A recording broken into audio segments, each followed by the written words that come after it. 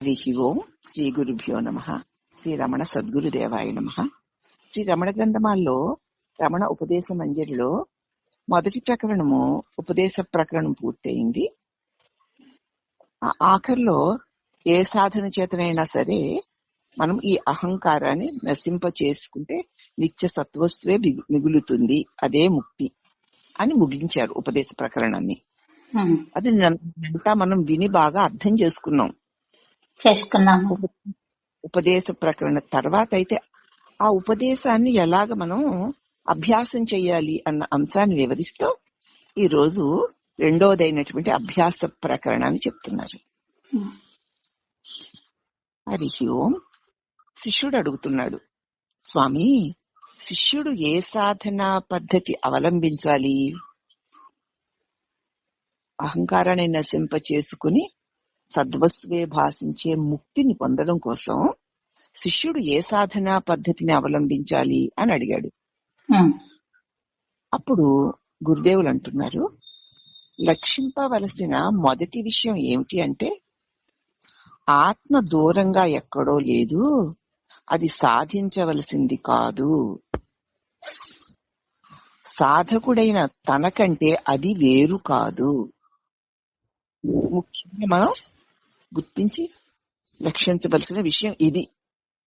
నేను ఏ ఆత్మని పొందాలనుకుంటున్నానో అది నాకంటే దూరంగా లేదు, అది సాధించవలసింది కాదు.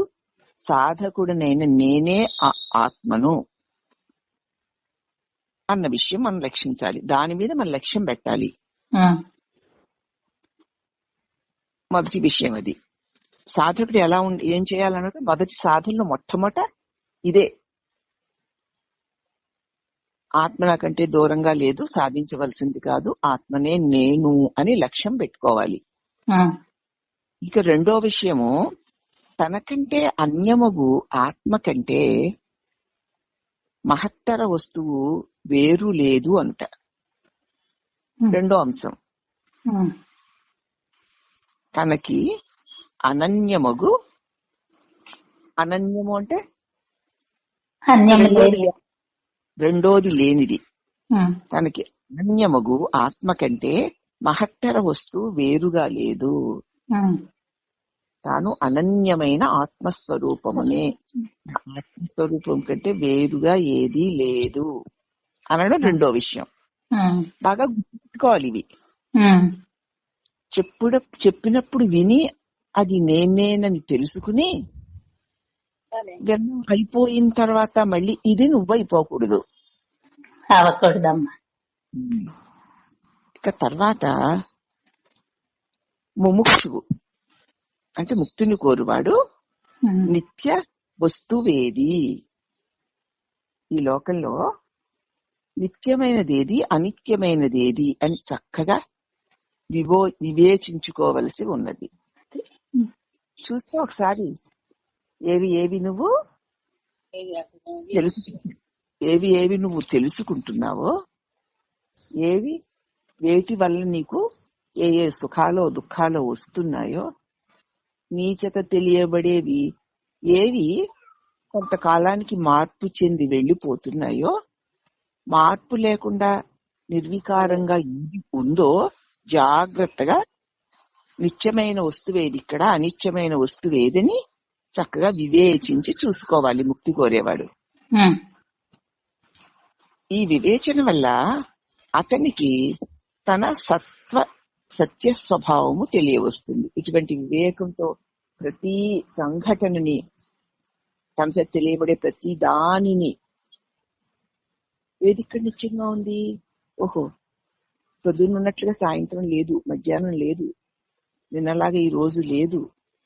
సంఘటనలు, పరిస్థితులు, పరిసరాలు, దాని మీద ఇష్టాలు, అయిష్టాలు, కష్టాలు, దుఃఖాలు అన్నీ కూడా క్షణక్షణానికి రకరకంగా మారిపోతూనే ఉన్నాయి అని చూసుకోవాలి.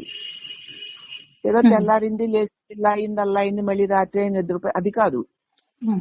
ఏం నేను అన్న మెలకువ కలిగిన తరువాత ఇప్పటి వరకు ఏం జరుగుతూ వస్తోంది అని వివేచన వల్ల అతడికి అనిత్యమేదా నిత్యమేదా అని వివేచనతో అతను చూస్తూ ఉంటే అతనికి సత్య వస్తువు ఏదో అదే తన స్వరూపమని, సత్య వస్తువు యొక్క స్వభావం తెలిసిపోతుంది. ఇక్కడ ఏది నాకిక తెలియబడేదేది ఉండడం లేదు గనక అది అసత్యం. వాటిని తెలుసుకుంటూ నేను అలాగే ఉన్నాను గనక తను సత్య స్వభావము, సత్యత్వము నా స్వభావంగా కలిగి ఉన్నవాడని తెలుస్తుంది. తెలుస్తుందా? తెలుస్తుందమ్మా. అప్పుడు సచ్చిదానందమయ వస్తుస్థితి తన స్వభావమని అపరోక్షంగా నిస్సందిగ్ధంగా తన అనుభవానికి రావాలి. తెలిసింది ఇప్పుడు. కానీ ఇక ఎటువంటి పరిస్థితులలోనూ సంశయం లేకుండా సదా సచ్చిదానందమే అంటే సదా, సత్ అంటే ఎప్పుడు ఉండుట, చిత్ అంటే ప్రకాశం. ఎన్ని వికారాలు వచ్చి పెడుతున్నా దుఃఖం లేకుండా అలా ఉండుట అన్నదే తన స్వభావమని స్వానుభవంగా అపరోక్షంగా సందిగ్ధం లేకుండా తన అనుభవానికి రావాలి. ఇక్కడే ఎవరికి ఉండదు. మిగతా పైవి రెండు తెలుస్తూనే ఉంటాయి, తెలిసినవన్నీ పోతూనే ఉంటాయి.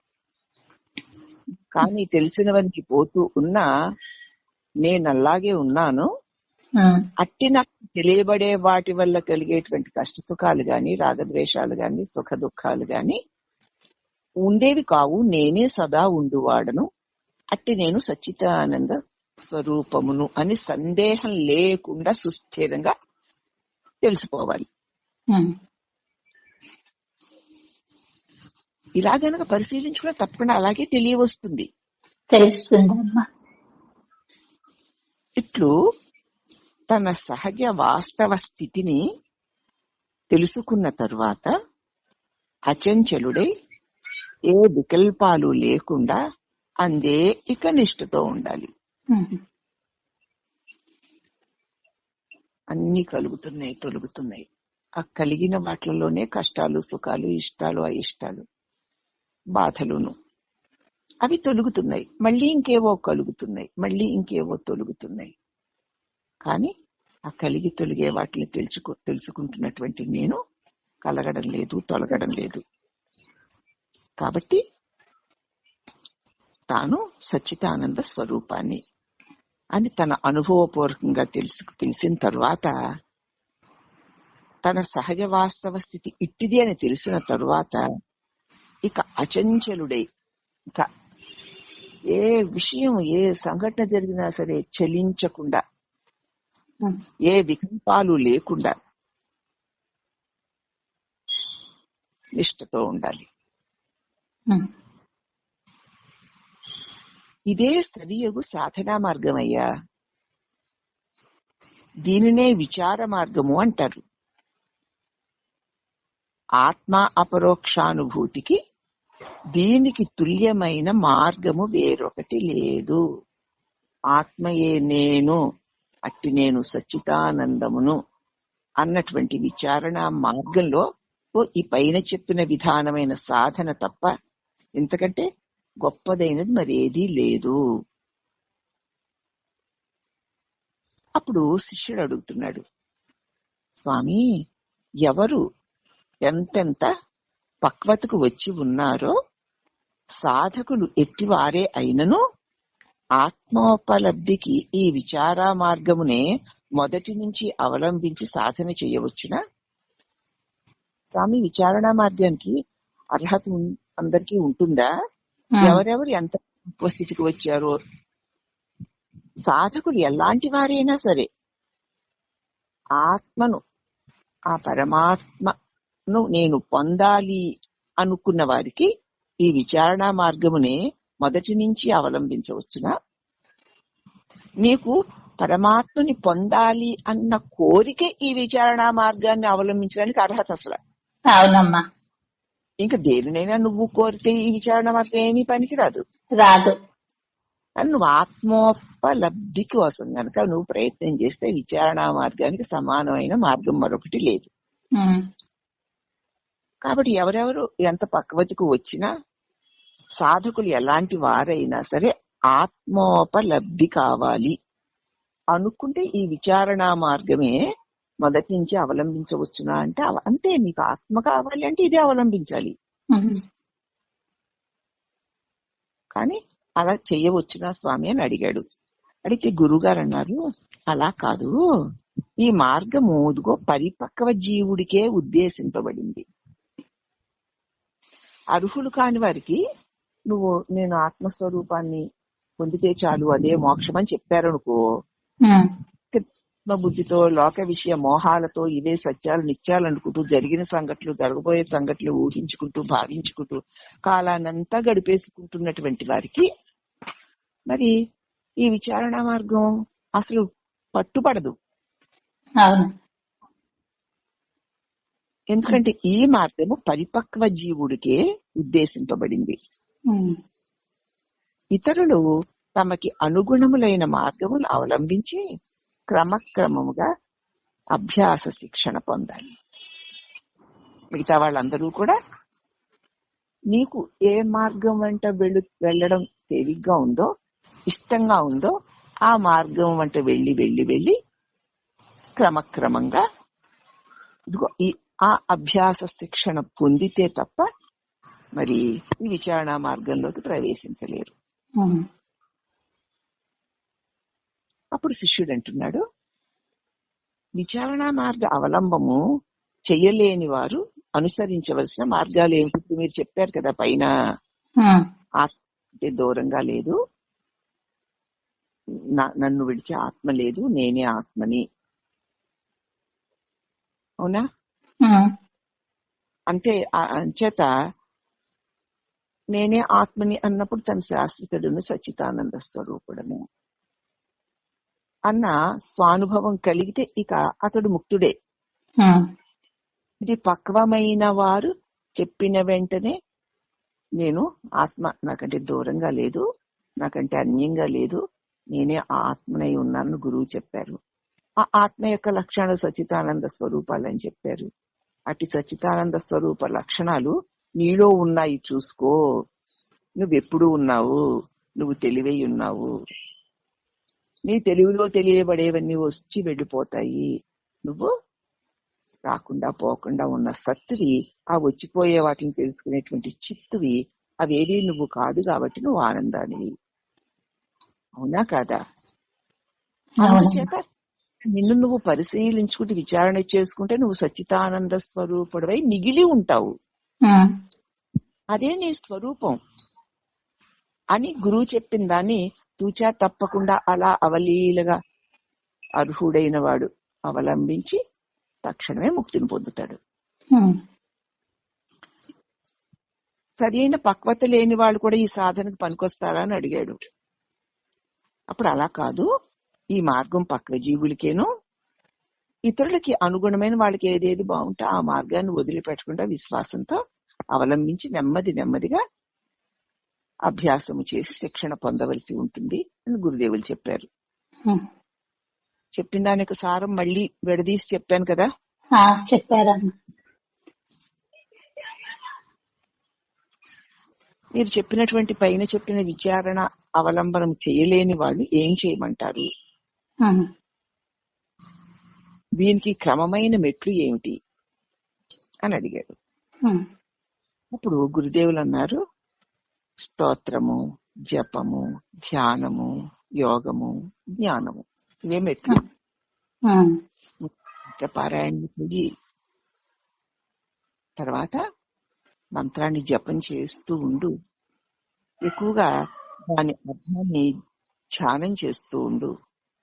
తర్వాత యోగము, నేను అన్న భావాన్ని వదిలి తానైన పరమాత్మతో కూడి ఉండడం. ఇది మెట్లు. ఒక్కొక్కటి ఒకేసారి ఉట్టికెక్కలేనమ్మా స్వర్గానికి ఎగిరిపోయి నేను అదే కదా అని అక్కడ కూర్చున్నావు అనుకుంటే ఊడి పడుతున్నావు. అందుకే అందుచేత నెమ్మదిగా క్రమక్రమంగా నీ సాధన ద్వారా ఒక్కొక్క మెట్టు దాటి వెళ్ళాలి. తర్వాత జారి పడవు అని స్వామి చెప్పారు. అప్పుడు దాన్ని మళ్ళీ వివరించి చెప్తున్నారు. స్తోత్రము అని చెప్పాం కదా, స్తోత్రం అంటే భగవద్భక్తి చేత నీ ఉల్లము ఉప్పొంగగా, భగవంతుడి మీద భక్తి వల్ల నీ మనసు ఉప్పొంగుతుంటే భక్తుడు తన మనసు తీరా స్తుతి సంకీర్తన చేస్తూ ఉంటాడు. భగవంతుడి మీద భక్తి పొంగిపోతున్న కొలది భగవంతుడికి స్తుతిస్తూ స్తోత్రాలు చేస్తూ సంకీర్తనలు చేస్తూ ఆనందిస్తూ ఉంటాడు. దేవుని గురించి అలాగా పాడుకుంటుంటే ఎంతో ఆనందం కలుగుతుంది భక్తి ఉన్నవాడికి. కాబట్టి అటువంటి భక్తితో స్తోత్రం చేయాలి. ఇక జపము, భగవన్నామములను గాని, ఇష్టమైనటువంటి భగవంతుని నామాలను గాని, లేకపోతే ఓంకారాది మంత్రాలను గాని వాచ్యముగానో అంతరంగంగానో సదా స్మరిస్తూ ఉండడం. వాక్కుతోటో లేకపోతే లోపల మనసుతోటో సదా ఆ మంత్రాన్ని స్మరిస్తూ ఉండడం. ఆ నామ జప మంత్ర అభ్యాస కాలంలో ఒక్కొక్కప్పుడు తనకి తెలియకుండానే మనస్సు బహిర్ముఖమైపోయి విజృంభిస్తుంది. నామజప చేస్తూ ఉండగా నీకు తెలియకుండానే మనస్సు బహిర్ముఖమైపోయి బయట విషయాల్లో విజృంభించి తిరుగుతూ ఉంటుంది. ఇతర కాలాలలో గంభీర ఏకాగ్రతను పొందుతూ ఉంటుంది. మనసు ఎప్పుడైతే విషయాల మీదకి వెళ్ళేటప్పుడు గంభీరమైన ఏకాగ్రతతో మంత్ర జపము దాని అర్థంలో ధ్యానంలో ఏకాగ్రంగా ఉంటుంది. ఎప్పుడు తన మనసు స్వస్థితిని విడిచి చంచలమవుతుందో, ఎప్పుడది చాంచల్యాన్ని విడిచి ఏకాగ్రతను పొందుతుందో సాధకుడికే తెలియదు. మంత్రాన్ని మొదలెట్టాం, చేస్తున్నాం అనుకుంటున్నామే కానీ మనసు ఎప్పుడు వెళ్ళిపోయి పతనం అయ్యిందో తెలియదు సాధకుడికి. అలా ఆ చాంచల్యాన్ని విడిచి ఎప్పుడది ఏకాగ్రత పొందిందో కూడా సాధకుడికి తెలియదు. అంచేత ఇదియే ఈ మార్గంలో లోపం. తెలియకపోవడం వల్ల మనసే వెళ్ళిపోయి ఎక్కడెక్కడో తిరిగి వచ్చిన తరువాత తెలుసుకుంటాడు వాడు. అలాగే ఏకాగ్రతలో మునిగిపోయినప్పుడు కూడా తాను ఎప్పుడు దీనిలో మునిగిపోయాడో కూడా వాడికి తెలియదు. అందుచేత ఈ మార్గంలో ఏంటంటే తెలియకుండానే జారిపోవడము, నిలిచి ఉండడం జరుగుతూ ఉంటాయి. అదే ఈ మార్గంలో ఉన్న లోపం, మంత్రజప మార్గంలో. తర్వాత మెట్టు ధ్యానము. తీవ్ర భావనమున జపము. మంత్రం చేస్తూ తన అర్థంలో తీవ్రంగా ములిగిపోతూ జపం చేయడం. అప్పుడు మనస్సే వాక్కు, వేరే వాక్కు ఉండదు. ఆ జపంలో లోపల మనసు జపం చేస్తూ ఉంటుంది. ఆ మంత్రార్థంలో ఈ చేసేవాడు మునిగిపోయి ఉంటాడు. అక్కడ మనస్సే వాక్కు, వేరే వాక్కు ఉండదు. అప్పుడు మంత్రాక్షర పునశ్చరణము కేవలం మనసులో జరుగుతూ ఉంటుంది. మనసు అలా పునశ్చరణ చేస్తూ ఉంటుంది. ఈ కాలంలో వాగీంద్రియం ప్రశాంతమై పని లేకుండా ఉంటుంది. పెదవులు కదులుచూ చేయు ఉపాంశ జపానికన్నా ఈ చింతన ఉత్తమము అంటారు. పెదాలు జపం కంటే కూడా లోపల మనస్సుతో చింతన జపం చేస్తూ తదర్థంలో జపం చేసేవాడు ములిగుతూ ఉండడం ఉత్తమమైంది అంటారు. ఈ దశలో మనస్సు నిర్మలమైపోయి ఉంటుంది గనుక అది స్వస్మృతి యందే ఏకాగ్రత చెందుతుంది. అలా చేయడం వల్ల మనసులోని మాలిన్యాలన్నీ తొలగిపోతూ ఉంటాయి కాబట్టి తన యందే తాను నిలిచి ఉంటుంది.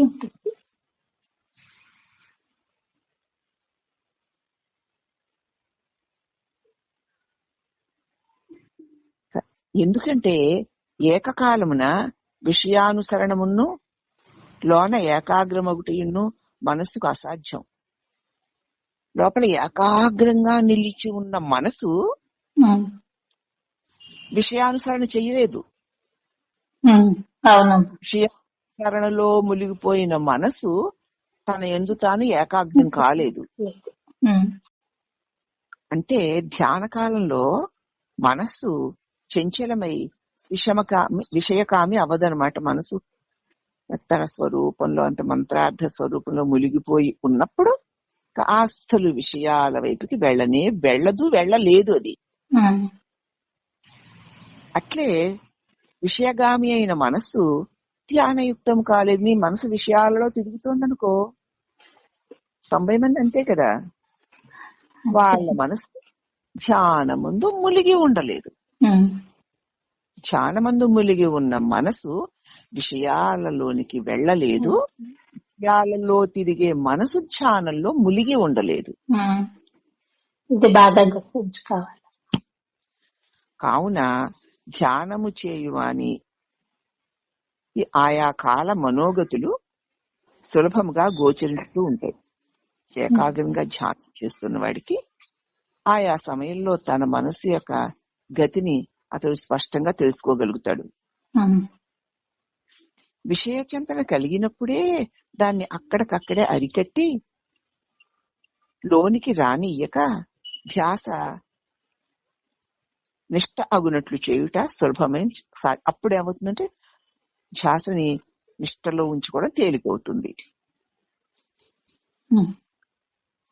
ఎప్పుడు ధ్యానం బాగా మాటికి నిలబడుతూ ఉంటే మనసు శుద్ధమవుతుంది గనక మనసు ధ్యానం చేయవాడికి ఆయా కాలంలో మనోగతులు సులభంగా తెలిస్తే మనసు రావడం వెంటనే గుర్తించేయగలుగుతాడు, కలగడం వెంటనే గుర్తించేయగలుగుతాడు. ఇలాగ తలంపు కలిగిన వెంటనే దాన్ని అరికట్టి తలంపుని లోపలికి రానివ్వకుండా మళ్లీ ధ్యాన నిష్టమగుట అప్పుడు సులభం అవుతుంది. జాతి కొంతసేపు గడిచిపోయిన తర్వాత గుర్తు రావడం కాదు ఇక్కడ. ఎప్పుడు నీ మనసు ఏకాగ్రతతో ఎక్కువ కాలం ఉంటుందో అప్పుడు మనసులో నుంచి శ్వాసన కలిగిన వెంటనే దాన్ని అక్కడికక్కడే తను తీసేసుకోగలుగుతాడు. ధ్యానాభ్యాసన పరిపూర్ణ దశ మనస్సు స్థిరమగు ఆత్మనిష్ట. ఎప్పుడైతే నీకు ఈ ధ్యానాభ్యాసము పరిపూర్ణమయ్యింది అంటే అప్పుడు మనస్సు స్థిరమయ్యి ఆత్మ ఎందే ఉండిపోతుంది. ఇదే ఆత్మనిష్ట. ధ్యానాభ్యాసం పెరిగే కొలిది మనస్సు స్థిరంగా ఆత్మ యందు నిలిచి ఉంటుంది. దానిని ఆత్మనిష్ట అంటారు. ధ్యానము వృత్తి మూలమున ఇప్పుడు మనం ధ్యానం చేస్తున్నాం కదా. ధ్యానం అంటే ఏంటమ్మా? అంటే ఏమిటి చెప్పండి. నా స్వరూపంలో నేను ఉండడం కాదు. ధ్యానం అంటే మీరు ఏం చేస్తున్నారు, ఏం చేస్తే అది ధ్యానం అవుతుంది. ధ్యానం అంటే నేనేమనుకుంటున్నానంటే నా గురుదేవులు నాకు ఏదైతే మంత్రంగా ఇచ్చారో దాని అర్థాన్ని చెప్పారో ఆ మంత్రాన్ని మనసు స్మరిస్తూ ఉంటే దాని అర్థంలో నేను మునిగిపోతూ ఉండడం ధ్యానము అనుకుంటున్నా. అప్పుడు ఏం జరుగుతుంది అంటే ఆ ధ్యానంలో ప్రశాంతత ఏర్పడుతుంది. అప్పుడు ఏ చిన్న కదలిక కలిగిన చిన్న తలంపు కలిగిన వెంటనే తెలుస్తుంది. అప్పుడు వెంటనే మళ్ళీ నా ధ్యానంలో నేను మునిగిపోతూ ఉంటాను. మళ్ళీ ఒకవేళ కలిగితే నాకు తెలిస్తే చాలా అది తొలగిపోతుంది, తెలియకపోతే అది నేను ఇచ్చుకుపోతుంది. అవునమ్మా. ఏదో చెప్పిన మాటలు విని చెప్పిన మాట కాదు, నేను స్వానుభవంగా చేసుకుని చూసిన మాట చెప్తున్నాను. అప్పుడు ధ్యానము తలంపునకు అతి సమీపంలో జరుగు సూక్ష్మ వ్యాపారము. చూడు, ఇక్కడ ఉంటుందని నాకు తెలుసా. ధ్యానం అంటే నేను అన్న తలంపు పుట్టు చోటు అతి సన్నిహితంగా ఉండడం. కనుక అప్పుడు మనస్సు అడంగుట విజృంభించుట ఆయా కాలంలో తెలిసిపోతుంది. అది ఇలా కలిగిందో తెలిసిపోతుంది. గుమ్మం దగ్గరే నుంచున్నావు, లోపల బయటకు వస్తున్న వెంటనే నీకు తెలిసిపోతుంది. అవునా? తెలుస్తుందమ్మా. వెలుపల నుంచి ఎవరు లోపలికి రావాలనుకున్న పిల్లి గాని, కుక్క గాని, దోమ గాని వెంటనే నీకు తెలిసిపోతుంది. కాబట్టి తలంపు పుట్టు మూలానికి అతి సమీపంగా ఉండడం ధ్యానం అంటే. మనసులోనికి మనసు అణిగి ఉండడము, విజృంభించడము ఆయా కాలంలోనే తెలుసుకోవడం తేలికైపోతుంది. అందుకే తల చూపిన తోడనే తల నరకగలుగుతారు. అవునమ్మా. ఇక ధ్యానం సంగతి చెప్పిన తర్వాత యోగం గురించి స్తోత్రం గురించి చెప్పారు, జపం గురించి చెప్పారు, ధ్యానం గురించి మెట్లు కదా చెప్పుకుంటూ వస్తున్నారు. అవును. జపం ఎలా చెయ్యాలి, స్తోత్రం ఎలా చెయ్యాలి, భగవంతుడి మీద భక్తి చేత మనసు ఉప్పొంగి ఆనందంతో కీర్తన చేయడం, స్తుతి చేయడం, అదే స్తోత్రము. భగవంతుని యొక్క నామాన్ని గాని, ఓంకారాది మంత్రాలను గాని వాక్కుతో ముందుకు చేస్తూ చేస్తూ ఆ లోపల మనసుతో కూడా స్మరించడం. అయితే అలాగ నామజపం చేస్తుంటూ మనకు తెలియకుండానే మనసు ఎప్పుడో బహిర్ముఖమై వెళ్ళిపోతూ ఉంటుంది. తర్వాత ఎప్పుడో మళ్ళీ మనకి గుర్తొస్తూ ఉంటుంది. ఒక్కొక్కసారి మనసు వెళ్లకుండా గంభీరమైన ఏకాగ్రతలో ఉంటుంది జపంలో. అవునమ్మా. ఎప్పుడు తన మనసు స్వస్థితిని వీడి చంచలం అయిపోతుందో తెలియదు, ఎప్పుడు తన మనసు ఏకాగ్రం అవుతుందో తెలియదు మంత్ర జపంలో. ధ్యాన స్థితికి వచ్చేసరికి తీవ్రంగా అలాగా జపం మీదే ధ్యాస పెట్టి ఉంటే అప్పుడు నోరు మాట్లాడలేకుండానే మనసే వాక్కుగా ఉంటుంది. అంతరాక్షాలు మళ్ళీ మళ్ళీ మళ్ళీ కేవలం మనసు జరుగుతూ ఉంటుంది. అప్పుడు వాక్కుకి ఏ పని ఉండదు. ఈ దశలో మనసు నిర్మలమైపోయి ఉంటుంది కాబట్టి తన యందే తాను అన్య విషయ చింతన లేకుండా ఏకాగ్రంగా ఉంటుంది. ఎందుకంటే ఒకే కాలంలో విషయ చింతనను, ఒకే కాలంలో ధ్యాన చింతన చేయలేదు మనసు. అంటే విషయాలతో తిరిగే మనసు ధ్యానం చేయలేదు, ధ్యానంలో ఉన్న మనసు విషయ చింతన చేయలేదు. అయితే ఈ ధ్యానంలో ఆయా సమయంలో మనస్సు యొక్క గతులు వెంటనే గుర్తుపెట్టుకోవచ్చి అది ఎక్కడికో వెళ్ళిపోయాక కాకుండా ధ్యాన సమయంలో మనసులోకి ఒక తలంపు కలిగేసరికి వెంటనే గుర్తు పెట్టుకోగలుగుతాం. అప్పుడు దాన్ని రానివ్వకుండా అక్కడికక్కడే అడ్డగించుకోగలుగుతాం. ధ్యానాభ్యాసము పరిపూర్ణమైతే మనసు తన యందు ఆత్మయందు స్థితి కలిగి ఉంటుంది. ఇది ధ్యానం గురించి చెప్పారు. ఇక ధ్యానము తలంపుకి అది తలంపు ఎక్కడి నుంచి పుడుతుందో అక్కడనే మనం మంత్రం చేస్తూ ఉంటాం కాబట్టి ధ్యానము వృత్తి మూలానికి అతి సమీపంగా జరుగుతూ ఉంటుంది గనక అప్పుడు మనసు అణగడము, విజృంభించడము వెంటనే తెలుస్తుంది. ఇది ధ్యానం. ధ్యానం వల్ల ప్రయోజనం ఏంటి? నీ మనసు రావడం, రాకుండా ఉండడం నీకు తెలుస్తూ ఉంటుంది. ఒక్క తలంపు నిశ్చల ఆనందం తెలుస్తూ ఉంటుంది. అలాగే తలంపు కలిగిన వెంటనే కూడా నీకు తెలుస్తూ ఉంటుంది. కలిగిన వెంటనే దాన్ని నువ్వు ధ్యానంతో తొలగించుకోగలుగుతూ ఉంటావు. అందుచేత వల్ల ఈ ప్రయోజనం ఉంటుంది. ఇక యోగము. యోగం యొక్క సిద్ధాంతం ఏమిటంటే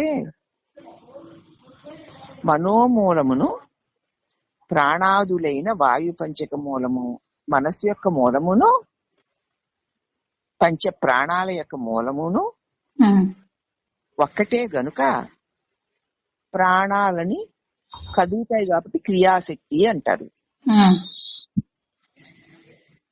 యోగం యొక్క సిద్ధాంతం ఏంటంటే మనస్సు యొక్క మూలమును, ప్రాణము యొక్క మూలమును ఒక్కటే గనుక మనస్సు ప్రాణము కలిసే ఉంటాయి. మూలం ఒకటే గనుక వీటిలో దేనిని ఏదో ఒకదానిని వశీకరించుకుంటే, మనస్సును వశీకరించుకుంటే ప్రాణం ఆగుతుంది, ప్రాణాన్ని వశీకరించుకుంటే మనస్సు ఆగుతుంది.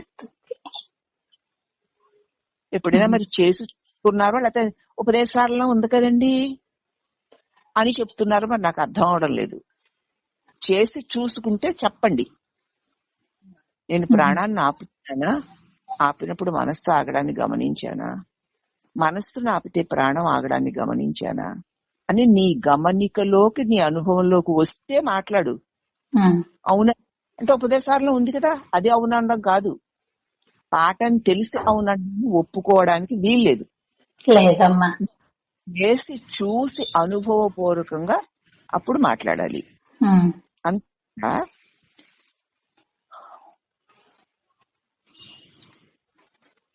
ప్రాణం ఆగితే మనసు ఆగుతుంది, మనసు ఆగితే ప్రాణం. ఏ ఒక్క దానిని ఆపినా రెండోది కూడా ఆగుతుంది. ప్రాణాయామ అభ్యాసం చేత ప్రాణలయము చేసి దాని మూలమున మనోలయం చేస్తారు. దాన్ని యోగం అంటారు. ప్రాణాయామాన్ని అభ్యాసం చేస్తూ ధ్యాస అంతా వచ్చే ప్రాణం మీద, పోయే ప్రాణం మీదే పెడుతూ పెడుతూ పెడుతూ ఉంటే అప్పుడు దాని మూలమున మనస్సులే, ఇంకా మనస్సు ఉండదు. ధ్యాస అంతా కూడా ప్రాణాయామం మీదే ఉంది. అంటే మనసు లయమవుతుంది. దీన్నే యోగం అంటారు. చెప్పాలి కాసేపు అలాగా నిరామయంగా కూర్చొని వచ్చే శ్వాసలో వెళ్లే శ్వాసలో లాగా మౌనంగా చూస్తూ కూర్చుంటే మనసు ఆగుతుందమ్మా. అలా నువ్వు ఎప్పుడైనా ఎంతసేపు అయినా ఉన్నావా? ఒక క్షణం అలా కలుగుతుందా? ఆ ఒక్క క్షణాల గురించి మాట్లాడకండి. మనం ప్రాణం మీద ధ్యాస పెడితే మనస్సు ఆగుతుంది, మనసు మీద ధ్యాస పెడితే ప్రాణం ఆగుతుంది.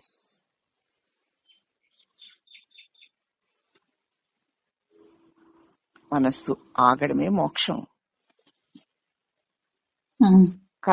తన స్వరూపంతో కలయిక అప్పుడు ఏర్పడుతుంది. కాబట్టి సహస్రాది చక్రములలో మనస్సును అణంచి యోగి కోరినంత కాలము శరీర స్మృతి లేకుండా ఉండగలుగుతాడు. యోగి ఏం చేస్తాడంటే ఏదో మనలో ఉన్నటువంటి షట్చక్రాలలో ఏదో ఒక చక్రం మీద మనస్సుని నిలిపి ఉంచి యోగి ఎంత కాలము శరీర స్మృతి లేకుండా ఉండాలో అంతకాలం ఉండగలుగుతాడు.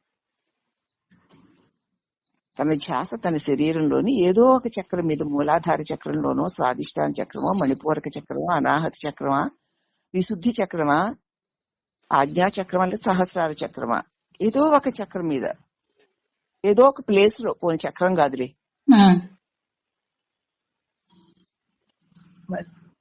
ధ్యానం పెడితే, మనసు నిలిపి ఉంచితే ఇంక యోగి మనసు ఆ స్థలంలోనే నిలిచిపోతుంది గనక అతడు కావలసినంత, కోరినంత కాలం శరీర స్మృతి లేకుండా తన ధ్యాసని తను దేని యందు నిలిపి ఉంచాడో దాని మీదే ఉంచుకుంటాడు.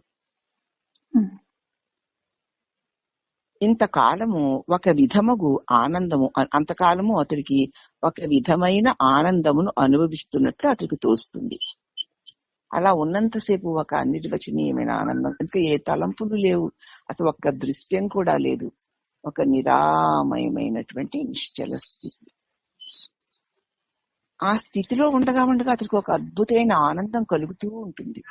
చేత ఆ ఆనందపు రుచి నెరిగిన వాడు ఇక అందులో నుంచి బయటికి రావాలని అనుకోడు. అతడికి ఆనందం తోస్తూ ఉంటుంది. కానీ మరలా మనసు విజృంభించిందా, మళ్ళీ అక్కడి నుంచి ఒక్కసారి ఏ వాసనో నెట్టగానే మనసు విజృంభించిందా, మళ్ళీ యథాపూర్వము విషయ వాసన ప్రాబల్యానికి లోబడిపోతుంది. మళ్ళీ మామూలే. ఇంతసేపు ఏ తలంపు లేకుండా యోగనిష్టలో ఎంత ఆనందాన్ని, నిరామయమైన ఆనందాన్ని, శాంతిని పొందిందో కదా. మరి ఎందుకు మళ్ళీ ఈ విషయాల్లోకి, లోకంలోకి వచ్చేసి వీళ్ళలో పడి దొల్లుతోలుతోంది? విషయ పూర్వంలాగే విషయ ప్రాబల్యాలకి లోనైపోతూ ఉంటుంది. కానీ అట్టి సమయముల యోగి ఆత్మవిచార ధ్యానాది సాధనను అభ్యసిస్తూ వచ్చి మళ్ళీ ఆఖరికి మనోలయ విజృంభణములు లేని స్వస్థితిని పొందగలడు. అలా జరుగుతూ ఉన్నప్పుడు వెంటనే యోగి గమనించి ఆత్మవిచార ధ్యానాది సాధనలన్నీ మళ్లీ చేస్తూ ఉంటాడు. ఆత్మవిచారం అంటే నేను ఆత్మని కదా, నిరామయమైన ఆనందాన్ని కదా, నా చేత తెలియబడేది నేను కాదు కదా అని మళ్లీ చెప్పుకుంటూ తర్వాత ఆ నిరామయమైన ఆనంద స్థితి మీద ధ్యాస పెడుతూ ఈ సాధనని మళ్లీ మళ్లీ చేసుకుంటూ ఆఖరికి మనోలయము మనో విజృంభణము లేని మనసు లయమైపోయి కాసేపు ములిగి ఉండడం, మళ్ళీ లేచి విజృంభించడం అన్నటువంటివి లేని స్వస్థితిని పొందుతాడు. అక్కడికి ఏమైపోయింది? ఆ మనసు ఉంటే కాసేపు అణిగి ఉంటుంది, అది లయం అవ్వడం. తర్వాత మళ్ళీ విజృంభిస్తుంది, అది లోకంలో తిరగడం. లయ వినాశనే ఉభయరోధనే. కానీ ఇలాగ నిరంతరము అది ఎప్పుడు విజృంభించిందో అప్పుడు వెంటనే మళ్ళీ ధ్యాన నిష్టలో తన నిరామయ స్థితిలో దాన్ని మళ్లీ మళ్లీ ఉంచుతూ ఉంటే మంచుగడ్డని నీటిలో వేస్తే కరిగిపోయి నీరు అయిపోయినట్లు మనస్సు ఏ చైతన్య స్వరూపం నుంచి ఉద్భవించిందో దానిలో అది పూర్తిగా కలిసిపోతుంది. ఇక లేచి రావడానికి కాసేపు, తైతక్కలాడడానికి కాసేపు, ధ్యాన నిష్టలో ఉండడానికి ఆ మనసు ఉండకుండానే ఉండదు. అందుచేత స్వస్థితిని పొందుతాడు. అడ్డొచ్చే మనసు యోగాభ్యాస సాధన ద్వారా మనసును లయింపచేయడం ద్వారా విజృంభించినప్పుడు వెంటనే తెలుసుకుని మళ్ళీ విజృంభమని ఆపి తన స్వరూపంలోనే ముంచి ఉంచడం ద్వారా ఈ మనసు నశించిపోతుంది. అప్పుడు అడ్డు లేకుండా నిశ్చలంగా తన నిజస్వరూపమే ప్రకాశిస్తూ ఉండే అనుభవాన్ని పొందగలుగుతాడు. జ్ఞానము ఇప్పుడు ఇంకా ఆఖరిది జ్ఞానం. ధ్యానం తర్వాత ఆఖరిది జ్ఞానం కదా. ధ్యాన విచారాదుల చేత మనస్సుని ఆత్మాకారము పొందునట్లు చేసి ఆత్మనిష్ట చేత మనస్సుని నశింపచేయుటే జ్ఞానం. ఇప్పుడు చెప్పాను ఇంత క్రితం చెప్పారు. ధ్యానము చేత విచార మనస్సుని ఆత్మాకారంగా చేసేసాడు. రాకపోకలు లేకుండా సదా ఉండే ఆత్మయందు నిలిపి ఉంచడం చేసి ఆత్మనిష్ట చేత ఆ మనస్సు తాను ఆత్మ నుంచే వచ్చింది కనుక ఆ ఆత్మస్వరూపంలో తన ప్రత్యేక వ్యక్తిత్వాన్ని నశింపజేసుకుంటుంది. మంచు గడ్డ ఆకారాన్ని నీటిలో వేసేసరికి కోల్పోయింది కదా, అలాగా దీన్నే జ్ఞానం అంటారు. అది శుద్ధ సత్ స్థితి. శుద్ధ సత్ ఇంకప్పుడేముండదు. శుద్ధ సత్ నిర్మలమైనటువంటి స్వచ్ఛమై ఉంటుంది. అది దాన్ని చిదాకాశం అని కూడా అంటారు. దాని యందు ఏ ప్రయత్నమూ ఉండదు. చేసేవాడు లేడు, చేత లేదు, చేయబడేది లేదు.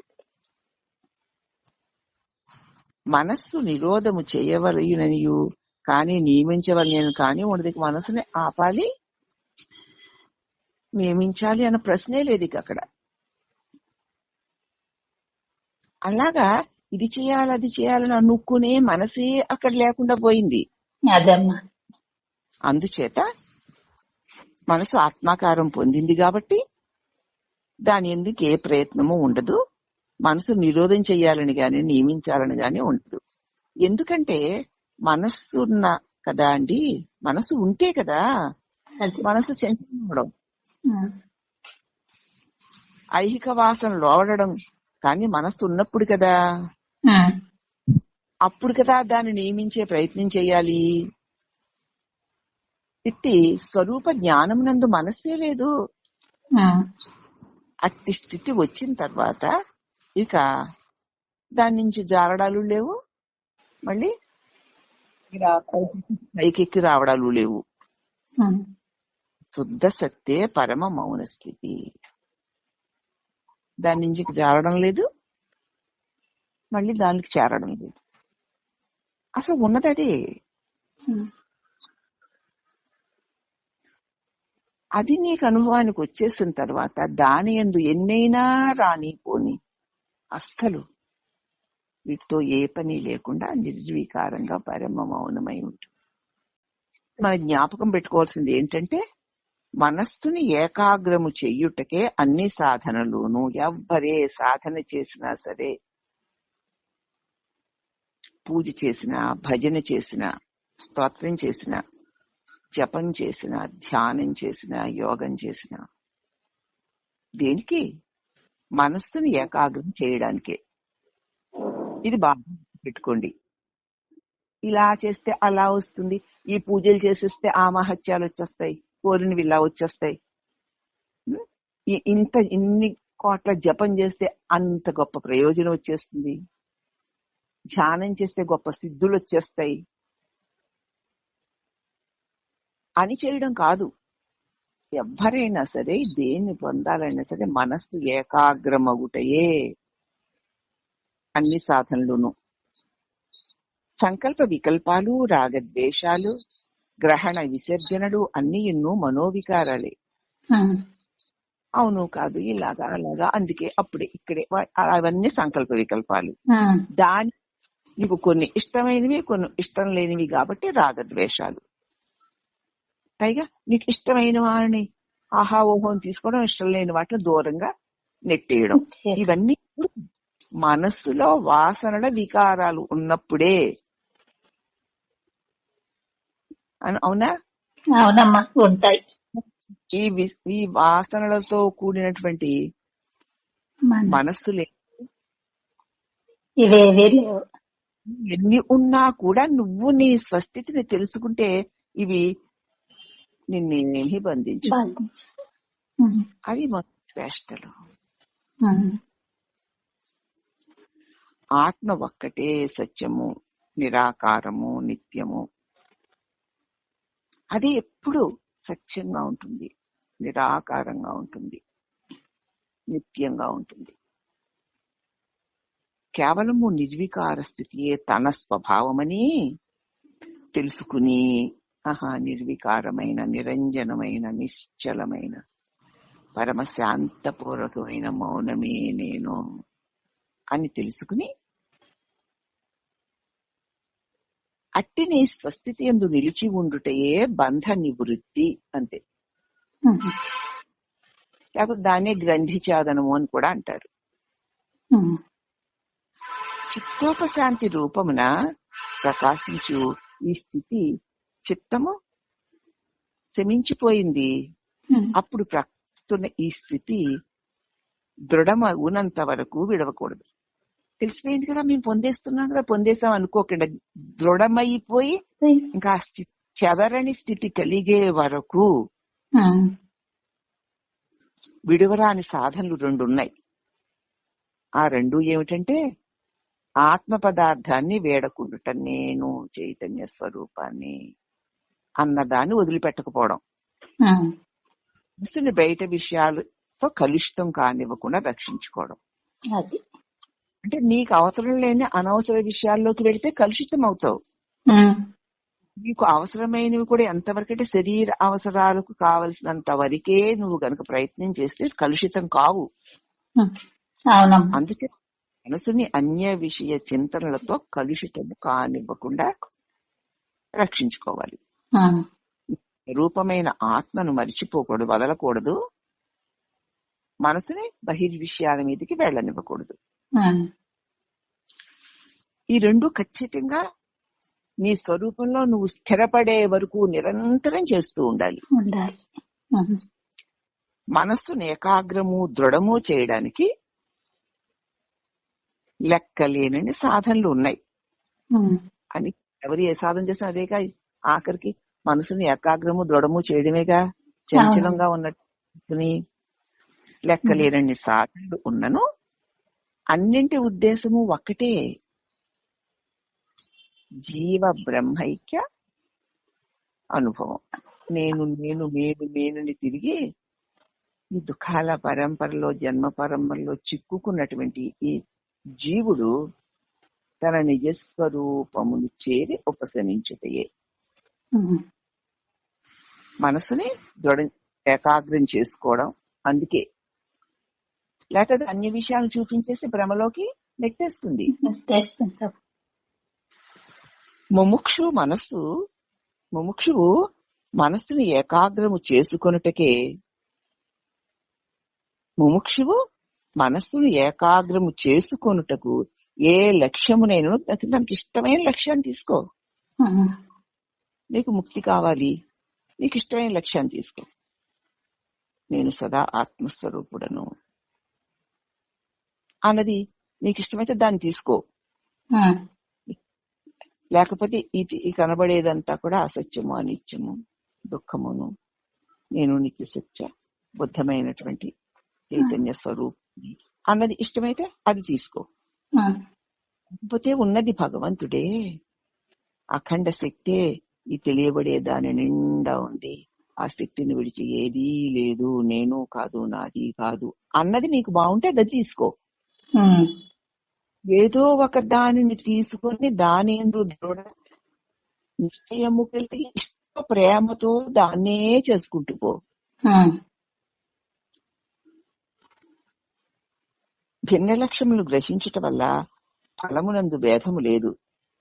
ఎవరెవరు వీటిలో ఏ లక్ష్యాన్ని తీసుకున్నా ఆయన ఇది చేస్తున్నారు కదా, నేను అది చెయ్యాలేమో అనుకోకు, ఒకే ఫలితం వస్తుంది. ఎలా అనగా సాధన చరమ దశలో అతని మనస్సు ఆ లక్ష్యమే అయిపోయి తదితరములకు తలంపులన్నీ నశించిపోతాయి. దీనినే ధ్యాన సిద్ధి అంటారు. అదే ధ్యాన సిద్ధి.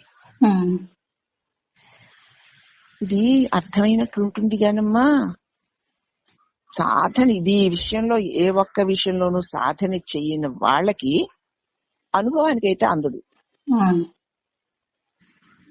మామూలు చెప్తే ఎందుకు అర్థం అవదు, అన్ని అర్థమవుతాయి, భాష వచ్చు కదా, అర్థమైనట్టు ఉంటుంది. మరి ఏదైనా ఒక్కదానినైనా నిలకడగా కొద్ది కాలమైన నువ్వు చేస్తే అప్పుడు తెలుస్తుంది. అలా ఏమీ చేయకుండా విని అవును కదా అవును కదా తెలిసిపోయింది కదా అనుకుంటే దానివల్ల ఏం ప్రయోజనం ఉండదు. ఆత్మ విచారశీలు అంటే ఇన్ని చేయాలా ఇన్ని చేయాలంటే అన్ని చేయొద్దు. ఇప్పుడు చెప్పారుగా, నీకు ఏదైతే ఇష్టంగా ఉందో దాన్నే వదలకుండా చెయ్యి, అంతే.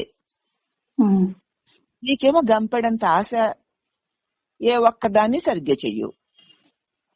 అందుకే మరి 100 చోట్ల నుయ్యి తవ్విన వాడికి నీళ్లు దొరకనట్లుగా అయిపోతుంది.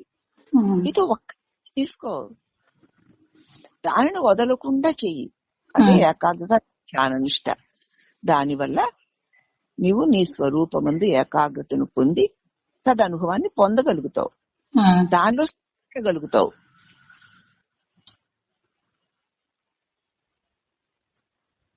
నేనెవరినా అని ఆత్మ విచారణశీలురైన వారు విచారం యొక్క చరమదశ యందు నేనెవరిని అని తన స్వరూపాన్ని తాను పరిశీలించుకునేవాడికి విచారణ పూర్తి అయిన ఆఖరి దశలో మిగిలినది బ్రహ్మమే.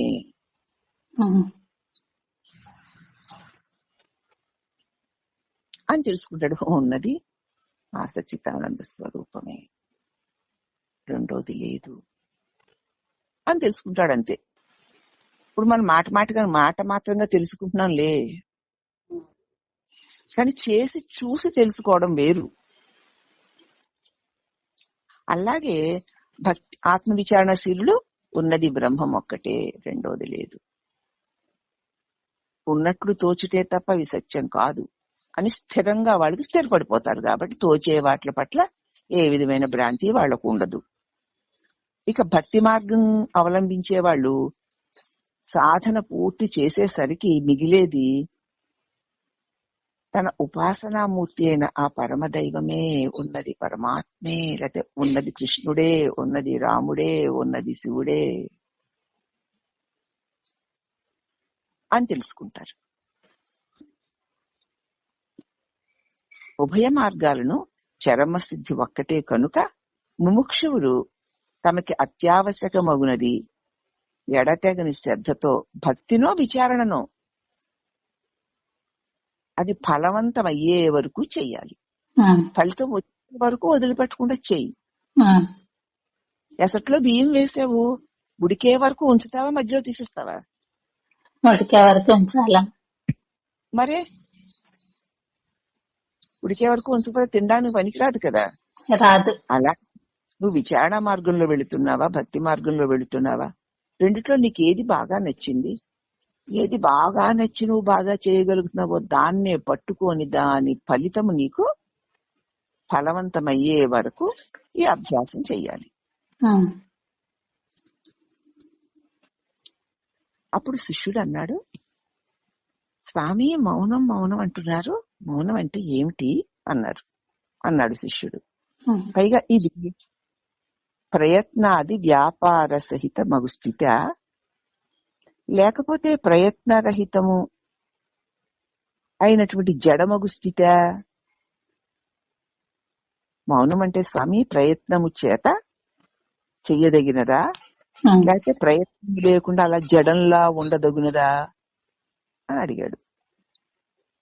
అర్థమైందా ప్రశ్న? అయ్యిందమ్మా.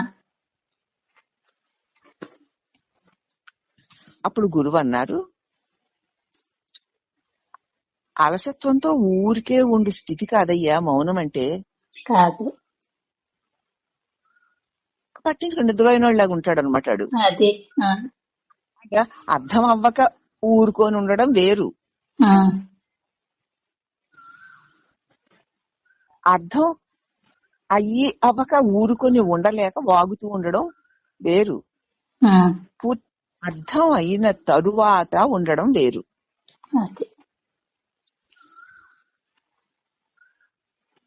కాబట్టి అలసత్వంగా ఊరికే ఉండడం మౌనస్థితి కాదు.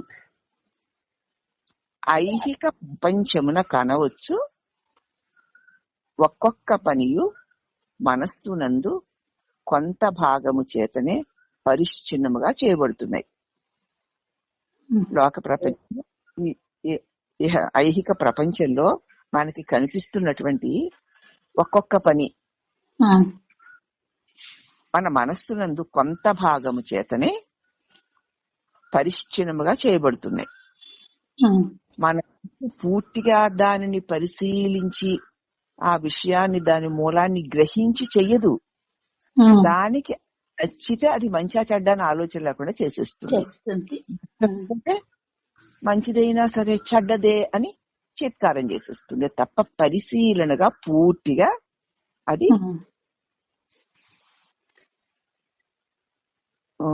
ఒక్కొక్క మనస్సునందు కొంత భాగం చేత పరిశ్చిన్నంగా చేయబడుతోంది. అయితే మౌన స్థితిలోనూ మనస్సు, పూర్ణ మనస్సు తైలధారలాగా ఎడతెగక ఆత్మానుసంధానము చేస్తూ ఉంటుంది. మౌనంలో మనస్సు ఏం చేస్తుంది? నిరంతరం ఆ మౌనాన్నే ధ్యానం చేస్తూ ఉంటుంది. ఎడతెగక తైలధారలాగా.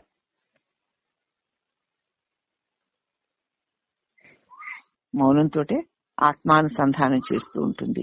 కనుక ఏ సాధన చేతను చావని మాయ ఇట్టి పూర్ణ ప్రజ్ఞతో కూడిన మౌనము చేత నశిస్తుంది. అక్కడ మనసంతా కూడా ఆ నిర్మలమైన, నిశ్చలమైన ఆ మౌనమునందే ఉండడం చేత అక్కడ ప్రజ్ఞ ఉంది. ఆ పరమశాంతమైన మౌనముతో కూడి ఉంది. ప్రజ్ఞ లేకపోతే అది నిద్ర అవుతుంది, అజ్ఞానం అవుతుంది. కాబట్టి ఏ సాధన చేత కూడా చావని ఈ మాయ మౌనమే స్వరూపమైన మౌనమునందు పూర్ణ ప్రజ్ఞతో కూడి ఉండడం చేత ఈ మనస్సు నశించిపోతుంది. ఆ స్వరూపమైన నిలిచి ఉండటం వల్ల మనస్సు నడిచిపోతాడు. కాన ఇది అన్నిటికంటే గొప్ప పని.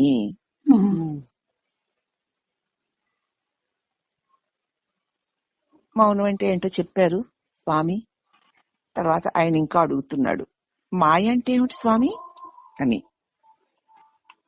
అప్పుడు గురుదేవులు ఆత్మ స్వతసిద్ధము, స్వయం ప్రకాశము, సర్వవ్యాపి, ఏకము పరిపూర్ణము, హృదయస్థ జ్యోతి. అది ఆత్మ యొక్క లక్షణాలు. దానికి తానే ఉంది, స్వయంగా ప్రకాశమే స్వరూపమై ఉంది, సర్వవ్యాపకమై ఏకమై ఉంది, పరిపూర్ణమై ఉంది, హృదయమందు వెలుగుతున్న అఖండ జ్ఞాన జ్యోతి ఆత్మ. ఇట్టి సద్వస్తువును నీకు ఏమాత్రమూ తెలియనివ్వకుండా చేసి చూపిస్తున్నది మాయ. అది తెలియడం లేదు, ఇదంతా రకరకాల వికారాలతో ఉన్నదని చూపిస్తోంది. అదే దానిని తెలియనివ్వకపోవడము, దీనిని సత్యం అన్నట్లు చూపించడం, ఇదే మాయ.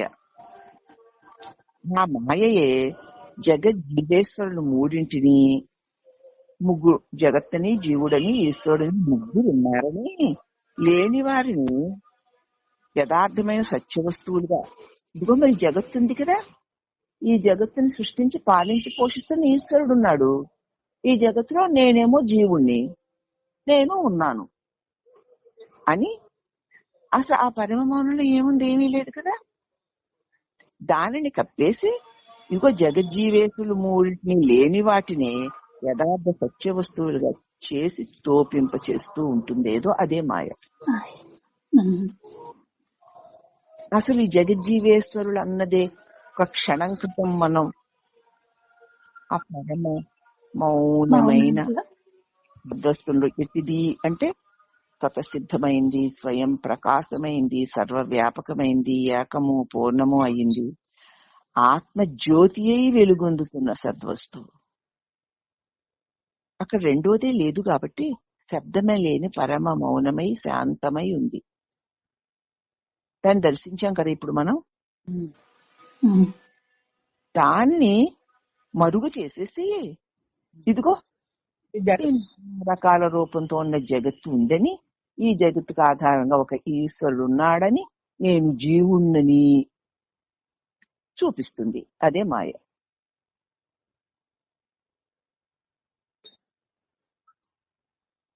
ఇప్పుడు మాయ అంటే అర్థమైందా? స్వరూపం అంటే ఏంటో తెలిస్తే అప్పుడు మాయ అంటే ఏంటో నీకు తెలుసు. అప్పుడు శిష్యుడు అన్నాడు, స్వామి ఆత్మ పరిపూర్ణము, స్వయం ప్రకాశము అంటున్నారు. అంటే అంతటా వ్యాపించి ఉండ నిన్ను తనకి తానే ప్రకాశిస్తోంది. అయితే లోకంలో ఉన్న వస్తువులు అందరికీ కూడా సామాన్యముగా వస్తువులు అందరికి కనిపిస్తూ ఉన్నట్లు మరి ఆత్మ కనిపించదేమి? సర్వత్రా ఉందంట, పూర్ణంగా ఉందంటున్నారు, స్వయంగా ప్రకాశిస్తోందంటున్నారు. అది ఉంటే మరి ఈ జగత్తులో ఉన్న అన్ని వస్తువుల లాగానే ఈ వస్తువులన్నీ మనకి ఎలా తెలియబడుతున్నాయో అలాగే ఆ ఆత్మ కూడా ఎందుకు తెలియబడ్డం లేదు అని అడిగాడు. అప్పుడు గురుదేవులు ఎప్పుడు ఏదేది తెలియవచ్చినా సరే అది ఎలా ఆత్మయే. అది ఎప్పుడు ఏది తెలియబడుతున్నా ఆత్మే. ఆత్మే ఆయా వస్తువులుగా తెలుసుకుంటుంది, ఆయా వస్తువులుగా తెలియబడుతుందంటే, ఆయా నామ రూపాలుగా తెలియబడుతుందంటే. ఎందుకంటే ఎరుక లేక ప్రకాశము దేనికి తెలియబడుతోందో అదే ఎరుక, అదే ప్రకాశము, అదే ఆత్మశక్తి. ఏ ఎరుక రూపమైన ప్రకాశ రూపమైన ఆత్మశక్తి యందు మరి గోచరములగుచున్నటువంటి సమస్త వస్తువులు తెలియబడుతున్నాయో ఆ ఆత్మ ప్రకాశమే అన్నిటిలోనూ నిండి వ్యాపించి ఉంది గనక ఆ ఆత్మయే ఈ లోక రూపంలో మనకి తెలియబడుతుంది.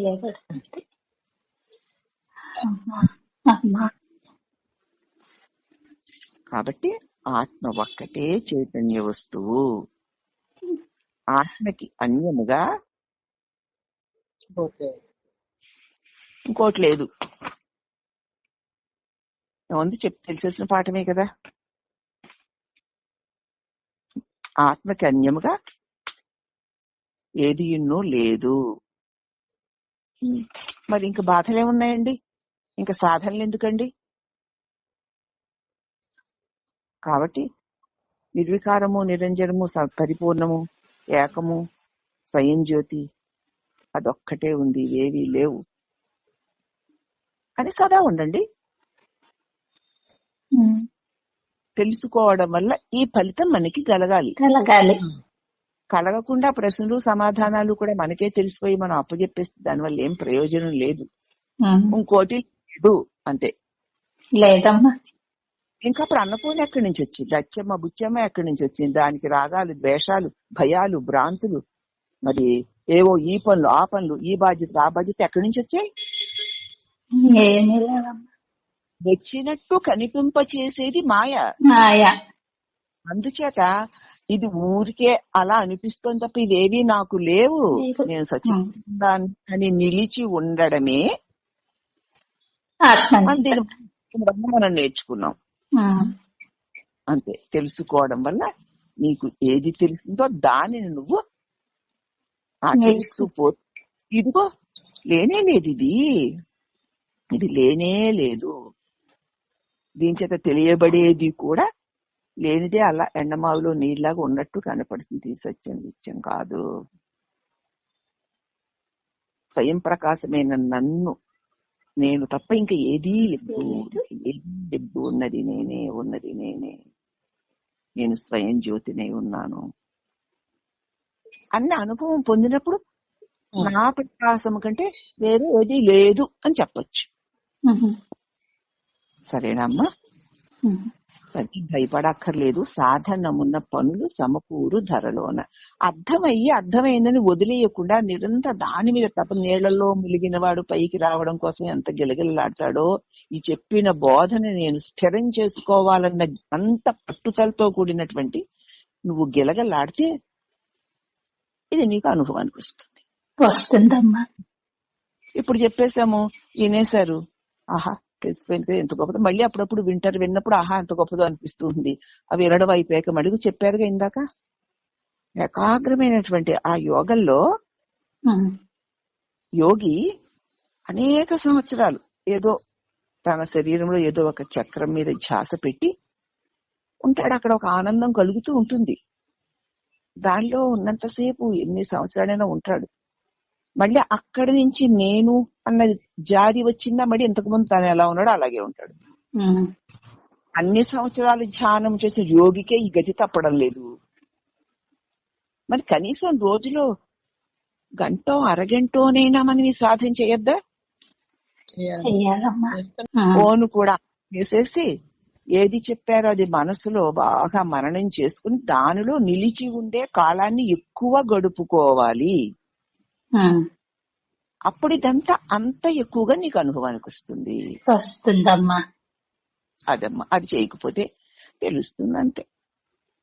చెత్తా చెదారం తెలిస్తే దానికంటే ఇది తెలియడం కొంచెం మేలే. కానీ ఇంతకు ముందు నీ దగ్గర ఉన్న చెత్తా చెదారం దీన్ని వెనక్కి నెట్టేసి వచ్చేసి ఇంకా కొత్త చెత్తా చెదారాన్ని వేసేసుకుంటుంది. అందుకే నిరంతర శ్రవణం, మననం, నిధిధ్యాసనం చేసుకుంటూ ఉండాలి.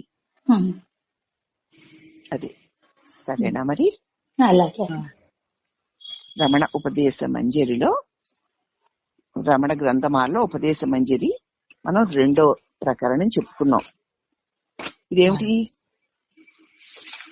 అభ్యాస ప్రకరణం. ఇంకా పూర్తి అవ్వలేదు, ఇంకా చాలా ఉంది. అది రేపు చెప్పుకుందామమ్మా. హరి ఓం నమః.